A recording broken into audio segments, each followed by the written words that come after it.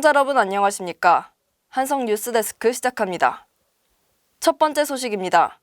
4월 7일 2023년 학생자치기구 3월 재선거 당선 공고가 치러졌습니다.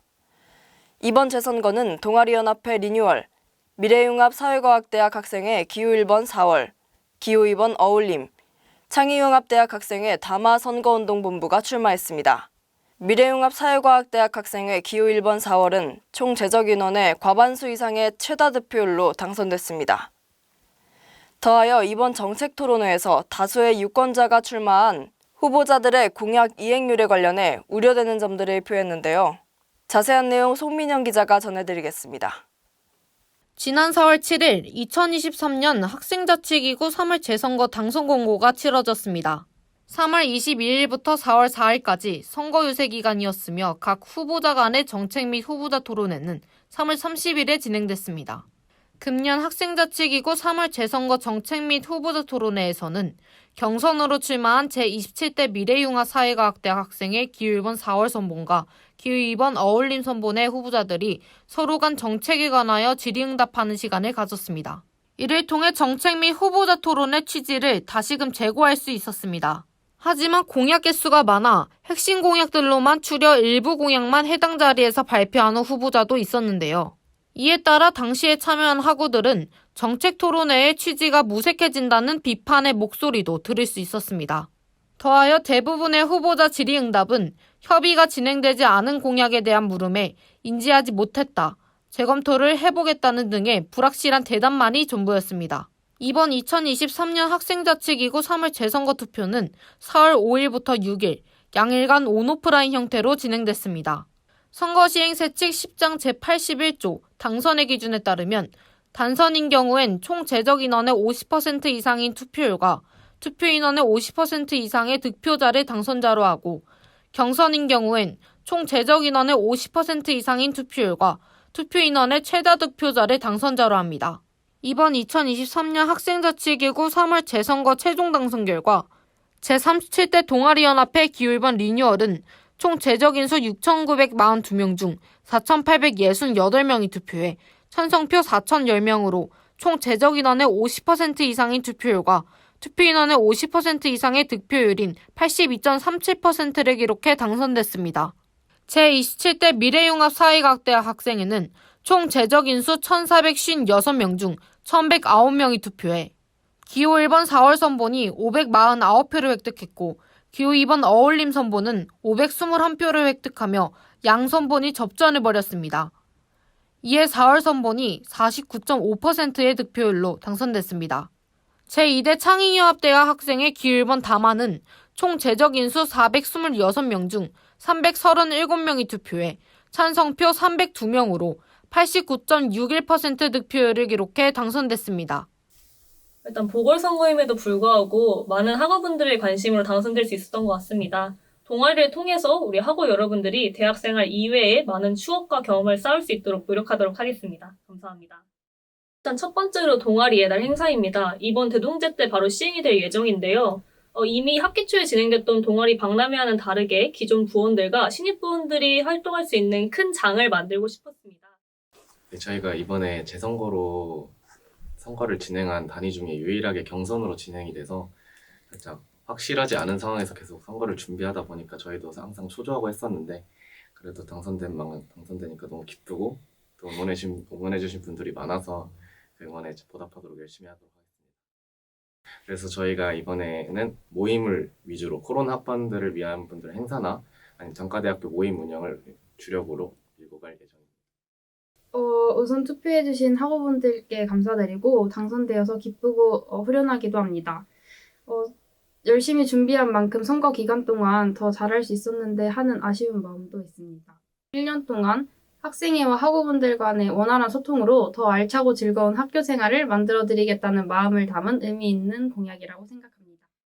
이번 3월 재선거 투표율은 약 70%를 기록해 재선거를 향한 학우들의 높은 관심도를 간접적으로 알 수 있었습니다. 그러나 정책 토론회에서 나왔던 여러 후보자들의 공약들은 대부분 코로나19로 인해 진행되지 못했던 대면 행사를 위주로 공약 및 사업을 구성했으며, 이는 비용적 측면을 결코 무시할 수 없었습니다.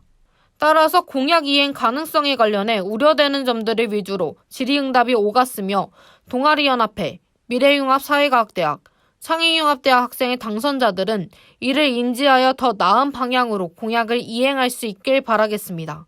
HBS 송민영입니다.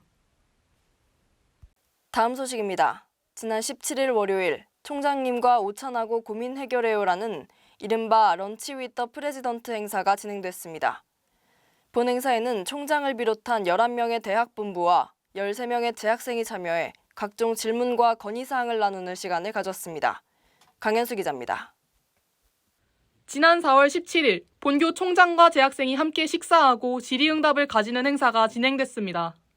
본 행사는 1부와 2부로 나눠졌는데 1부에는 총장과 재학생이 식사를 하며 자유로운 이야기를 나눴으며 2부에는 각 부서의 대학 본부가 함께 모여 각종 학교 생활과 관련된 질의응답 시간을 가졌습니다.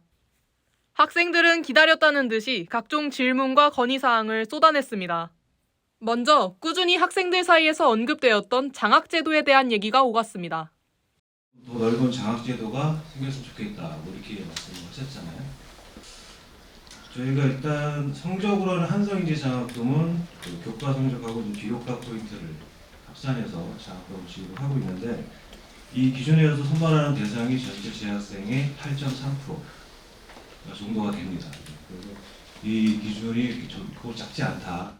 덧붙여 총장 특별장학금, 글로벌 인재장학금, 그리고 한성복지장학금 등 약 30여 개의 장학제도를 운영하고 있으며 2020년 기준 서울 수도권 대학에서 전체 장학금 지급 규모가 8위로 상당히 많은 수준의 장학금을 학생들에게 지급하고 또 제공하고 있다고 말했습니다.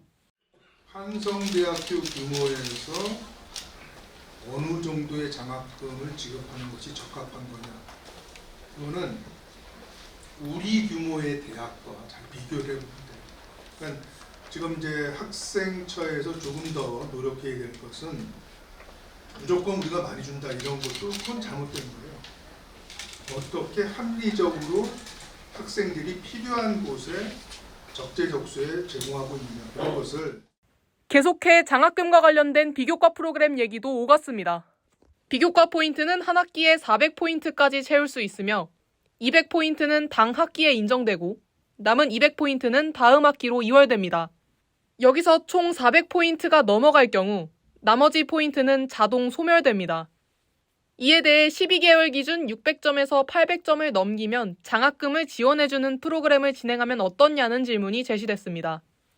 비교과 프로그램은 사실 저희가 딱 정해져 있어요. 포인트가. 말씀하신 대로 한 학기에 200포인트, 2월까지 하면 400포인트가 가능한데요. 본인이 수업을 들으면서 비교과까지 챙기면서 하면 되게 많은 시간을 할애해야 되잖아요. 그걸 한 일정 기간 채우는 것보다는 저희는 균형 있게 내가 성장하면서 국어와 유사한 비교과를 같이 들을 수 있게끔 유도하기 위해서 그 제한을 두고 있고요. 그다음에 장학금 같은 경우는 저희가 성적 장학금 나갈 때 비교과 비율이 10% 정도 들어가고 있고요. 학생성공센터에서는 학생들의 균형 있는 학교 생활을 위해 매 학기 비교과 포인트에 제한을 두고 있으며 한성인의 도전 이야기, 비교과 로드맵 우수 사례 등 다양한 비교과 프로그램과 한성인재 인증제를 통해 장학금을 지급하고 있다고 답했습니다. 이어 학식당 운영 시간에 대한 얘기도 다뤄졌습니다. 야간 수업을 듣는 학생을 위해 학식당 운영 시간을 확대해달라는 요청에 현재 업체와 계속 협의 중에 있으며 당장 해결할 수 있도록 학식당 이용자 수요를 파악하고 학생 대표와 상의한 후 2학기에는 시행될 수 있도록 조치하겠다고 답했습니다. 지금 재개발 5구역 재개발이 사실상 중단됐기 때문에 이 근처에서 학생들이 식사한다는 거의 불가능해요. 삼성교까지 내려가야 되는 그런 게 있기 때문에 최대한 먼저 일단 현재 수요를 파악하고 우리가 제공할 수 있는 공급의 역량, 또 협조 여부, 또 교육 캠프 이걸 좀 종합적으로 해서 이건 충모하고 학생이 함께 연구를 해서 2학기 때는 아무런 문제 없고 그렇게 시행합니다. 재학생과 대학 본부가 직접 만나서 대화할 수 있는 행사인 총장님과 오찬하고 고민 해결해요. 앞으로도 정기적인 행사를 통해 학생들이 가진 생각을 자유롭게 소통할 수 있는 시간이 이뤄졌으면 좋겠습니다. HBS 강현수입니다. 다음 소식입니다. 거리에서 한 번쯤 공유 킥보드를 보신 적 있으실 겁니다. 가까운 거리를 이동할 때 편리해 이용하는 사람이 많습니다. 하지만 본교 곳곳에 공유 킥보드가 길을 막아 통행을 방해한다는 목소리가 커지고 있습니다. 전석원 기자가 취재했습니다. 개인형 이동 장치가 활성화되면서 본교에도 많은 공유 킥보드가 생겼습니다. 하지만 2019년 서비스를 시작한 공유 킥보드는 4년이 흐른 지금도 지정 주차구역에 주차되어 있지 않거나 진리관, 상상관, 공학관, 상상빌리지 등 교내 곳곳에 킥보드가 주차돼 있어 사람들의 통행을 방해하고 있습니다. 길 가다가 킥보드 여러 개 있을 때마다 통행하는 게 좀 불편했고, 그리고 또 지나가면서 킥보드 이렇게 타시는 분들을 배웠는데 좀 되게 위험하다고 생각이 들어서. 이뿐 아니라 킥보드들이 장애인 주차구역까지 침범해 주차되어 있습니다.